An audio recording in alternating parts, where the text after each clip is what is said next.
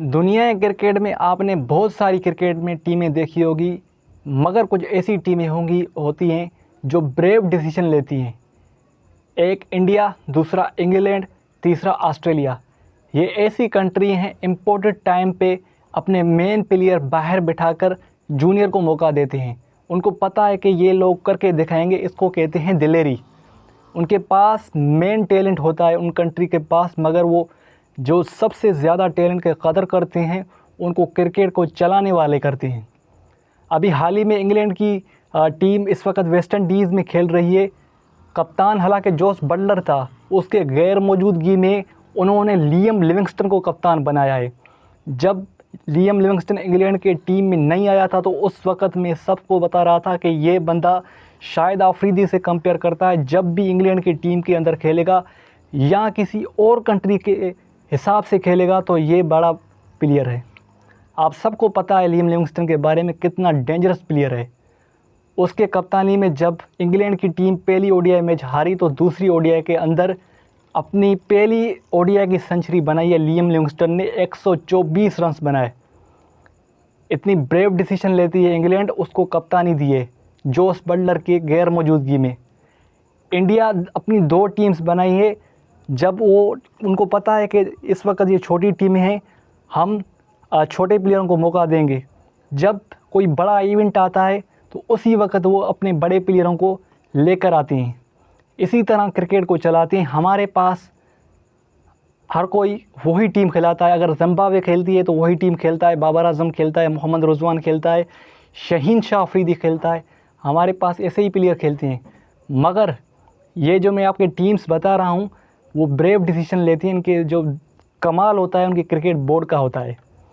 अब Australia second ODI के लिए वही टीम रखेगी। पीटी कमिंस की कैप्टनसी में वो खेलेंगे। मगर T20 सीरीज़ और लास्ट ओडीआई के लिए ऑस्ट्रेलिया के 5 मेन प्लेयर बाहर बैठेंगे। पता है आपको, PT Cummins, Steve Smith, Mitchell Starc, जोश हेज़लवुड, लबुशेन, ये इसलिए बाहर बैठ रहे हैं जो इनके बिग बैश के बेहतरीन प्लेयर हैं वो पाकिस्तान के टीम से खेलेंगे। पाकिस्तान ने अपनी पूरी मजबूत टीम भेजी है ऑस्ट्रेलिया, और ऑस्ट्रेलिया अपने 5 मेन प्लेयर इसलिए बाहर बिठा रहे हैं। वो इंडिया से टेस्ट मैचेस खेलेंगे, इसलिए उनको रेस्ट दे रहे हैं और ज़्यादातर टेस्ट क्रिकेट को तरजीह दे रहे हैं कि हम ओडीआई से ज़्यादा हम टेस्ट क्रिकेट को तरजीह दे रहे हैं। वो इंडिया के साथ खेलेंगे। अब इंडिया, रोहित शर्मा हो सकता है कि पहली मैच के अंदर नहीं खेले, उसका थोड़ा सा घर का मसला इस वजह से नहीं खेलेगा। मगर अपने ऑस्ट्रेलिया मेन प्लेयर बाहर करके पाकिस्तान के सीरीज़ में, अब पाकिस्तान को चाहिए कि इसका फ़ायदा कितना उठाते हैं। दूसरा आपका ओडीआई जुमे के दिन है, तीसरा आपका ओडीआई संडे के दिन है। तो संडे के दिन ये 5 प्लेयर नहीं खेलेंगे। और कप्तानी पता है ऑस्ट्रेलिया किसको दे रही है? जोश इगलिस, ग्लेन मैक्सवेल भी खेलेंगे, एडम जंपा भी खेलेंगे, लेकिन 3-4 उनके सीनियर प्लेयर हैं। बाकी पूरी की पूरी ऑस्ट्रेलिया की टीम नहीं खेलेगी। पता है आपको, ऑस्ट्रेलिया की जो बिग बैश के बेहतरीन प्लेयर हैं वो भी इनके साथ मुकाबला कर सकते हैं।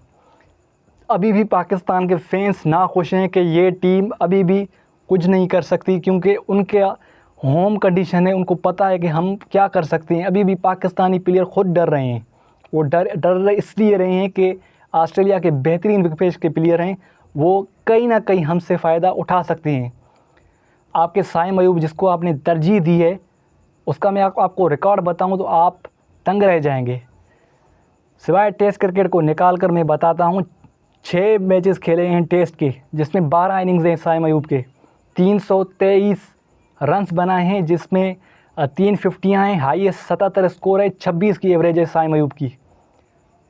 और T20 की 23 मैचेस में 21 इनिंग्स, जिसमें 309 रन्स हैं। हाईएस्ट 49 रन्स है। स्ट्राइक रेट भी इतना ख़ास नहीं है।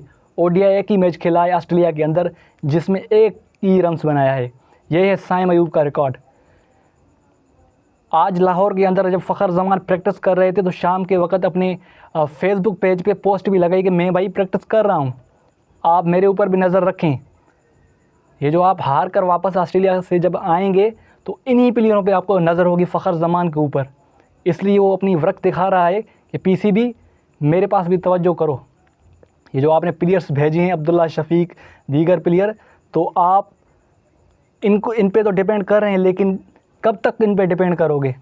ज़ाहिर सी बात है, आपको क्रिकेट को आगे लेकर चलना है। और आपके लिए एक गुड न्यूज़ है कि जब नसीम शाह 196 स्कोर हुआ था तो उस वक़्त अनफिट हुआ था। उसके बाद लग रहा था कि नसीम शाह कहीं ना कहीं दूसरी मैच में नहीं खेलेगा, मगर डॉक्टर ने क्लियर बताया कि नसीम शाह बिल्कुल फ़िट हैं और वो ख़ुद भी बता रहे हैं, इंटरेस्ट ले रहे हैं कि वो सेकंड ओडीआई में पाकिस्तान के लिए अवेलेबल हैं। और हो सकता है मोहम्मद हसनैन को बिठाकर पाकिस्तान एक स्पिनर खिलाए, और फिर अरफात मिनास, और आपके पास एक लेफ्ट ऑफ स्पिनर है, हो सकता है वो भी खेल सकता है, फैसल अकरम।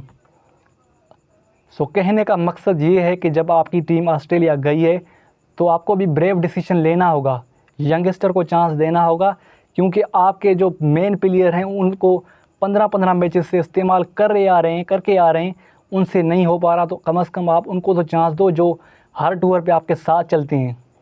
एक तो आपने जो सबसे बड़ी गलती की वो उस बंदे को बाहर निकाल कर जो इन पिचेस पे रन्स बनाता है। बहरहाल ऑस्ट्रेलिया जब वो बॉर्डर गवास्कर ट्रॉफ़ी खेलेगी तब तक ऑस्ट्रेलिया ने जो एक अपना तीसरी ओडीआई के लिए स्क्वाड अनाउंस किया है, वो पीडी कमिंस उसमें कप्तान नहीं होंगे। हालांकि सबसे इस जनरेशन का बेहतरीन कप्तान ऑस्ट्रेलिया का पीडी कमिंस बन चुका है।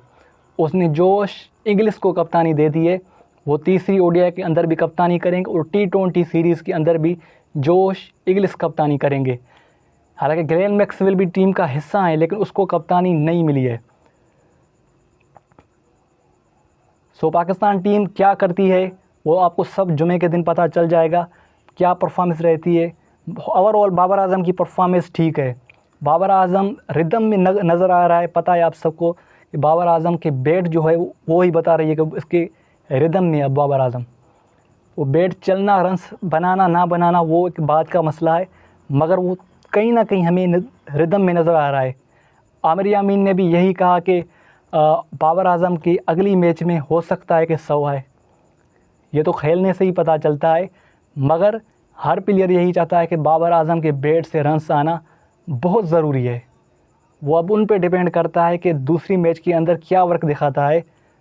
मगर हम यही चाहेंगे कि अगर आप ना जीतते हो, मगर कम से कम आप ऑस्ट्रेलिया के अंदर कुछ ऐसा रिकॉर्ड बना कर आओ कि वो प्लेयर जब आए तो कम से कम वो आप उसको यही मसला चाहिए कि आप कुछ करके आए हो।